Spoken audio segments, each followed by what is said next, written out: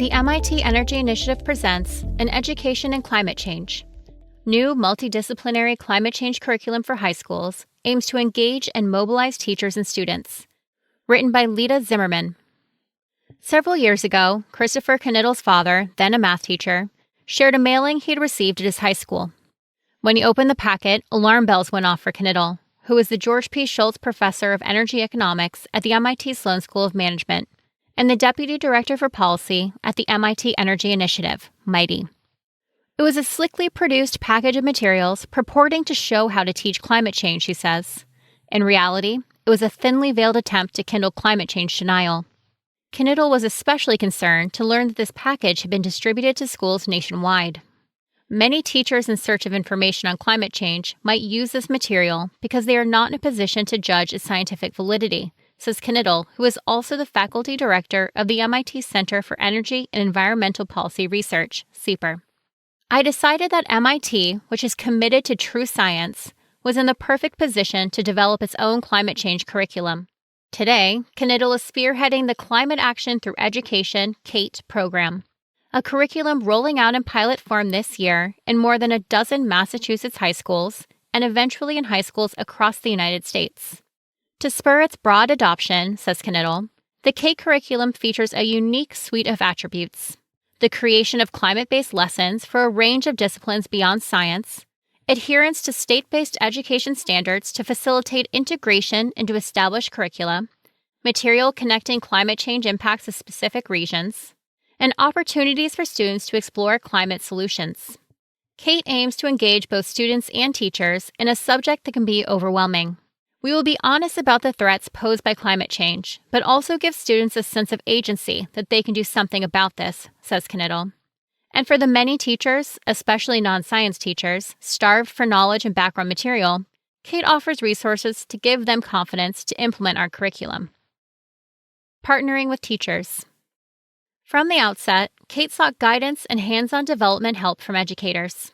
Project manager Aisling O'Grady surveyed teachers to learn about their experiences teaching about climate and to identify the kinds of resources they lacked.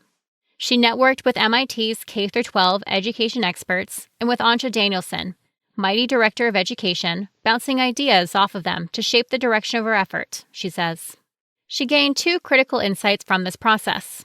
I realized that we needed practicing high school teachers as curriculum developers, and that they had to represent different subject areas, because climate change is inherently interdisciplinary, she says.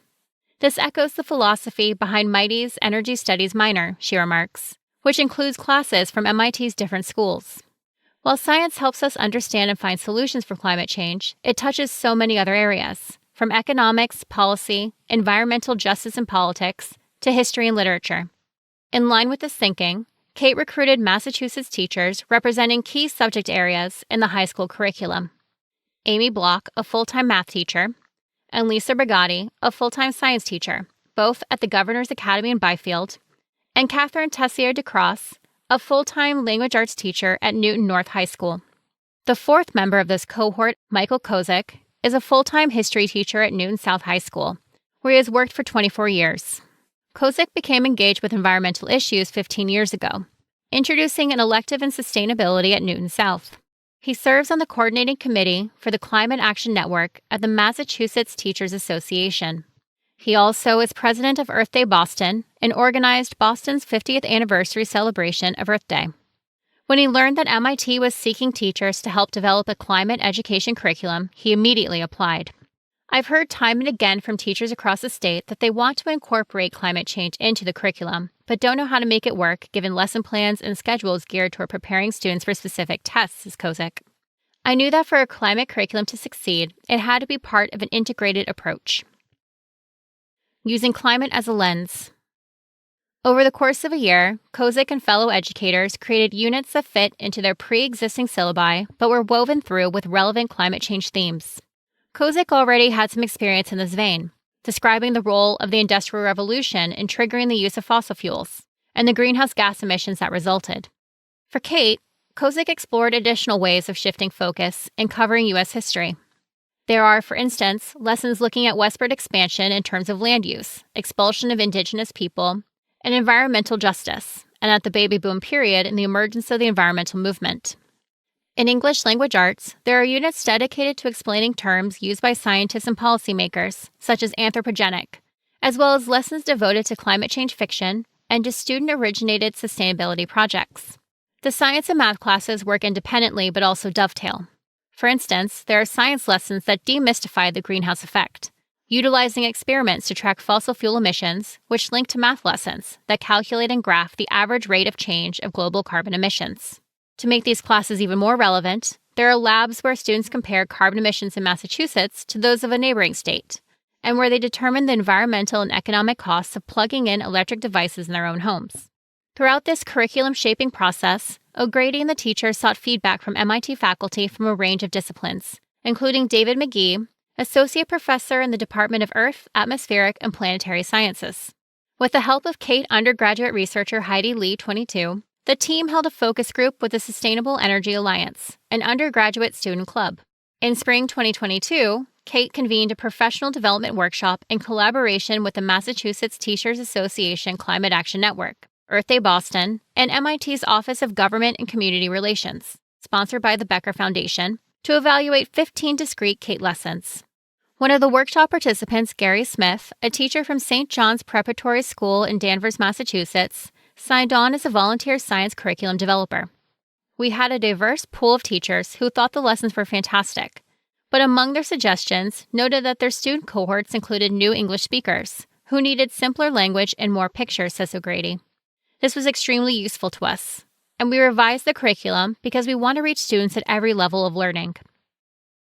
Reaching all the schools. Now, the K curriculum is in the hands of a cohort of Massachusetts teachers. Each of these educators will test one or more of the lessons and lab activities over the next year, checking in regularly with MIT partners to report on their classroom experiences. The KATE team is building a climate education resource network of MIT graduate students, postdocs, and research staff who can answer teacher-specific climate questions and help them find additional resources or data sets. Additionally, teachers will have the opportunity to attend 2 in-person cohort meetings and be paired with graduate student climate advisors. In spring 2023, in honor of Earth Day, O'Grady and Knittel want to bring KATE first adopters, high school teachers, students, and their families to campus. We envision professors giving mini lectures, youth climate groups discussing how to get involved in local actions, and our team members handing out climate change packets to students to spark conversations with their families at home, says O'Grady. By creating a positive experience around their curriculum in these pilot schools, the KATE team hopes to promote its dissemination to many more Massachusetts schools in 2023. The team plans on enhancing lessons, offering more paths to integration in high school studies, and creating a companion resource website for teachers. Knittel wants to establish footholds in school after school, in Massachusetts and beyond. I plan to spend a lot of my time convincing districts and states to adopt, he says. If one teacher tells another that the curriculum is useful, with touch points in different disciplines, that's how we get a foot in the door. Knittel is not shying away from places where climate change is a politicized topic. He hopes to team up with universities and states where there might be resistance to including such lessons in schools to develop the curriculum. Although his day job involves computing household-level carbon footprints, determining the relationship between driving behavior and the price of gasoline, and promoting wise climate policy, Knittel plans to push KATE as far as he can. I want this curriculum to be adopted by everybody. That's my goal, he says. In one sense, I'm not the natural person for this job, he admits, but I share the mission and passion of Mighty and Sieper for decarbonizing our economy in ways that are socially equitable and efficient. And part of doing that is educating Americans about the actual costs and consequences of climate change. The KATE program is sponsored by Mighty, Sieper, and the MIT Vice President for Research.